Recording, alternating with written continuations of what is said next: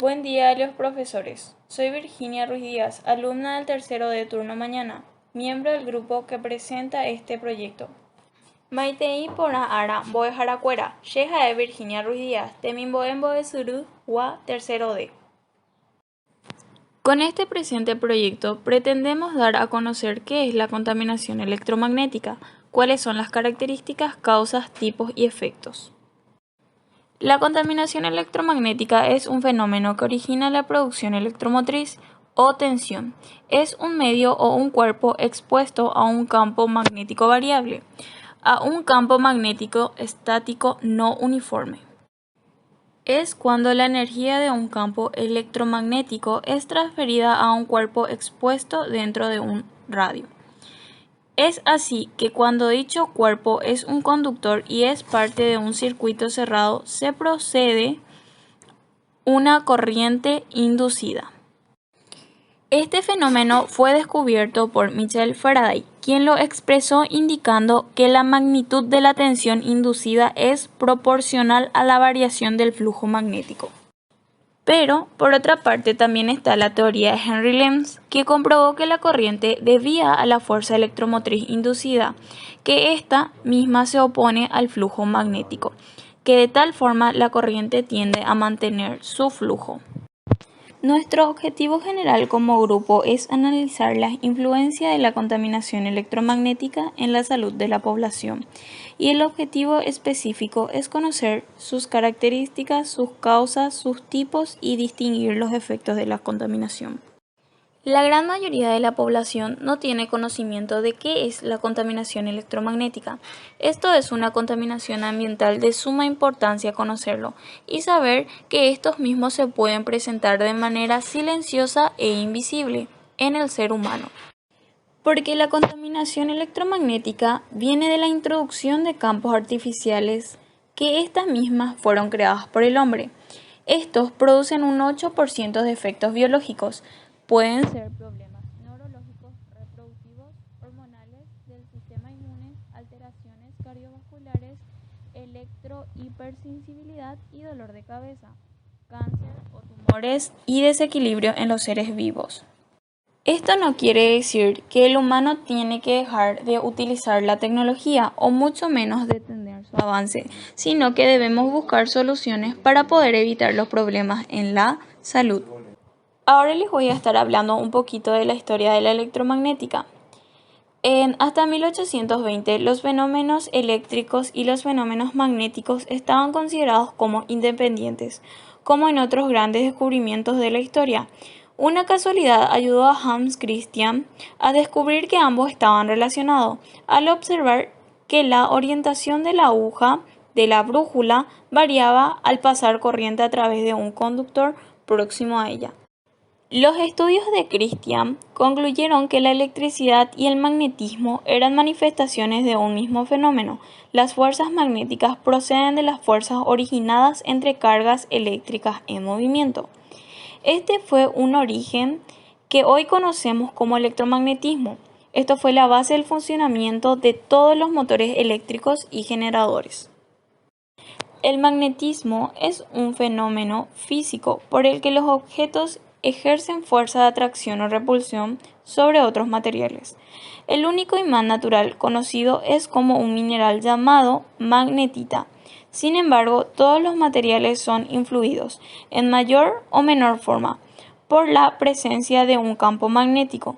En algunos de ellos es más fácil detectar estas propiedades magnéticas, como por ejemplo el níquel, el hierro o el cobalto. Los fenómenos magnéticos fueron conocidos por primera vez por los antiguos griegos, aunque durante el siglo se creyó que los magnetitas conocían ciertas propiedades curativas. Aunque hoy en día los imanes son utilizados por la ciencia médica, por ejemplo, para medir la actividad cerebral a través del magneto, encefalografía o como terapia de choque para volver a iniciar corazones. Soy Camila Ruiz, estaré hablando sobre los imanes y las fuerzas magnéticas. Existen muchas clases de fuerza, pero hay una que ocurre sin que los objetos estén en contacto. La fuerza magnética es aquella que hace que los imanes se atraigan o se repelen. Esta fuerza también hace que los objetos hechos de hierros también se muevan hacia los imanes. Los imanes son objetos que tienen la propiedad de atraer ciertos metales, como el hierro, el acero y el cobalto. Esta propiedad se llama magnetismo. Esta fuerza se encuentra en los imanes. Los imanes no atraen a todos los objetos metales.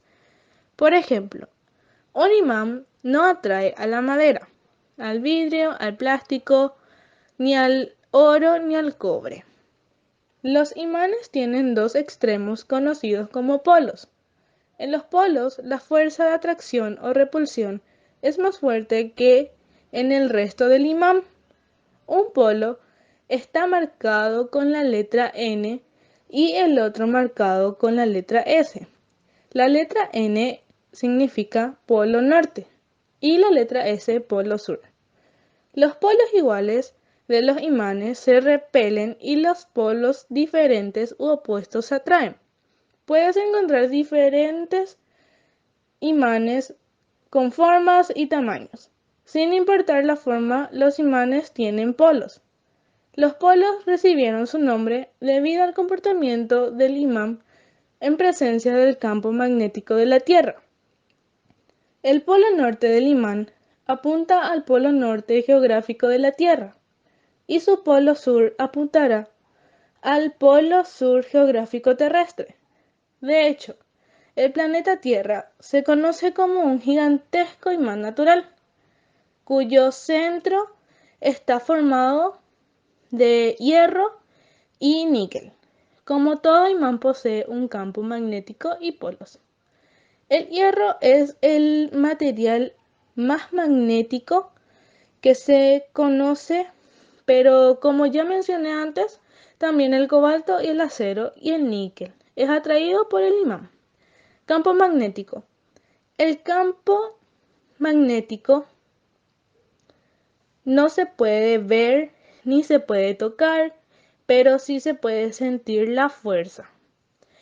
Es el espacio que rodea a un imán y donde ejerce toda su fuerza. Se llama campo magnético. Para que un imán pueda atraer o repeler a otro imán, estos deben estar dentro del espacio del campo magnético del imán. El imán también es conocido como la magnetita.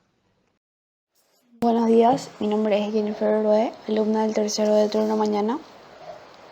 Les voy a hablar sobre la fuerza electromagnética, sobre la espiral rectangular girando el campo magnético, sobre Faraday, entre otras cosas. La fuerza electromagnética, cuando una carga eléctrica está en movimiento, crea un campo eléctrico y un campo magnético a su alrededor. Este campo magnético realiza una fuerza sobre cualquier otra carga eléctrica que esté situada dentro de su radio de acción. Si tenemos un hilo conductor rectilíneo por donde circula una corriente eléctrica que atraviesa un campo magnético, se origina una fuerza electromagnética sobre el hilo. Esto es debido a que el campo magnético genera fuerzas sobre cargas eléctricas en movimiento. Si en lugar de un hilo conductor rectilíneo tenemos una espiral rectangular, aparecerá un par de fuerzas de igual valor, pero de diferentes sentidos situadas sobre los dos perpendiculares al campo magnético. Esto no provocará un desplazamiento, sino que la espiral girará sobre sí misma. La espiral rectangular girando de un campo magnético es la dirección de esta fuerza creada, se puede determinar por la regla de la mano izquierda. Es decir, si la dirección de la velocidad es perpendicular al campo magnético, la fuerza vendrá dada por la expresión. En caso de que esta fuerza sea perpendicular al plano formado por la velocidad y el campo magnético, la partícula describirá una trayectoria circular. Y si la dirección de la velocidad es oblicua al del campo magnético, la partícula describirá una trayectoria en espiral. La ley de Faraday, Lenz, la inducción electromagnética y la fuerza electromotriz inducida. La inducción electromagnética es la producción de corrientes eléctricas por campos magnéticos variables con el tiempo, ya que Es la existencia de un campo magnético lo que nos producirá corriente eléctrica.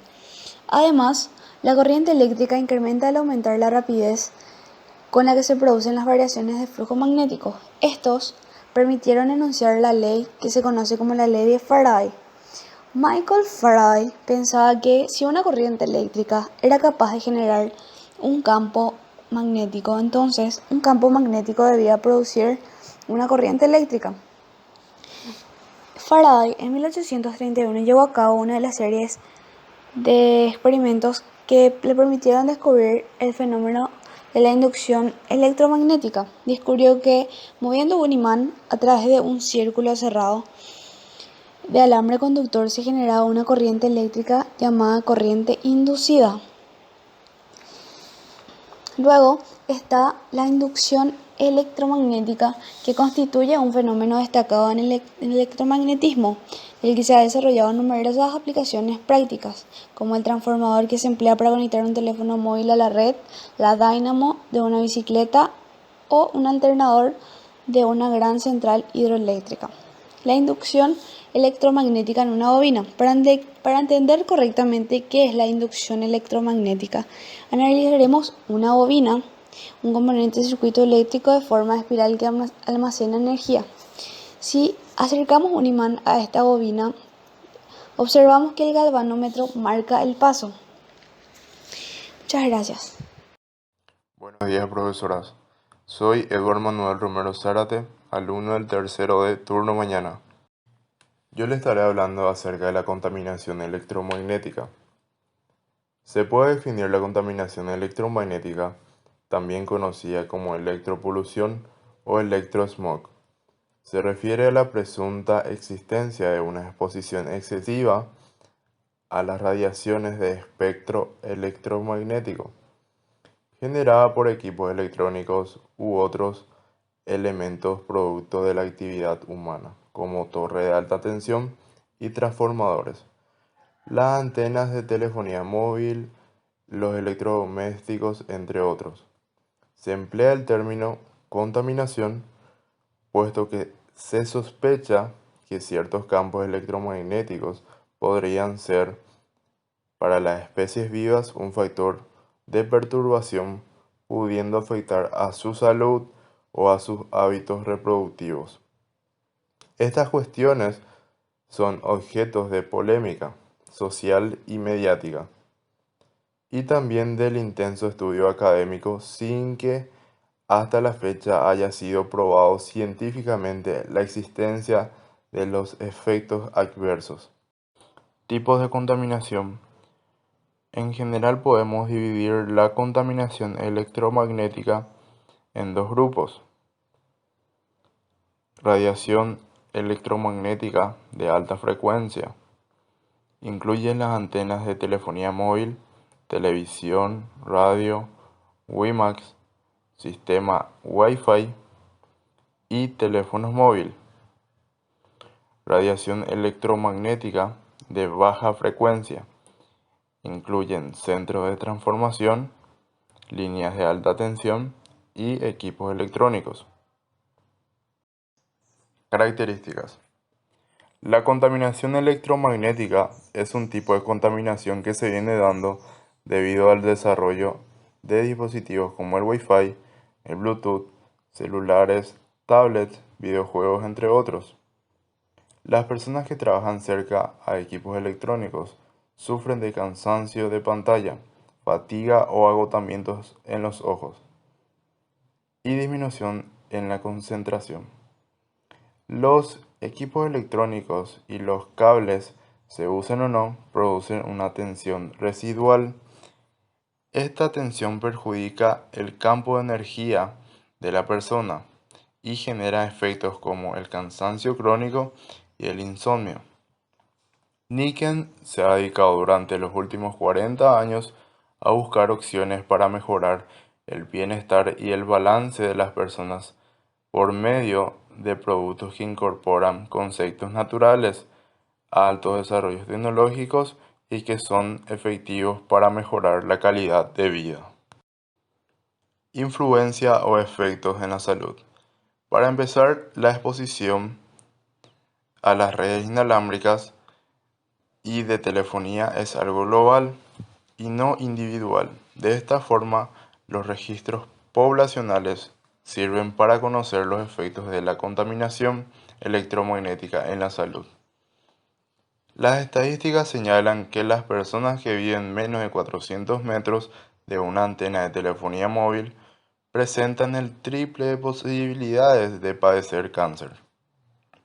En estas zonas, la esperanza de vida es de 10 años menor que en otras regiones. Así pues, los expertos relacionan la alta exposición de ondas electromagnéticas en los siguientes trastornos. Algunas características, por citar, son alteraciones inmunológicas. El cuerpo del ser humano se debilita y tarda más en sanar. Aumento de la tensión sanguínea. Aumento del estrés, cansancio, vértigo, desorientación y otros síntomas. Además, la exposición a largo plazo a la contaminación electromagnética, sea de bajo o alto nivel, pueden causar enfermedades como fatiga, asma, depresión, enfermedades cardiovasculares, leucemia, cáncer y tumores cerebrales. Buenos días, soy Celia Velázquez y les voy a hablar sobre las corrientes de Foucault.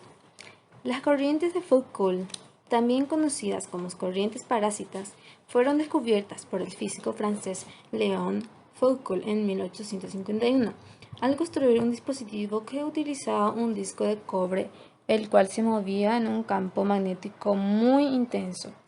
Este fenómeno se produce cuando un material conductor atraviesa un campo magnético variable, o viceversa.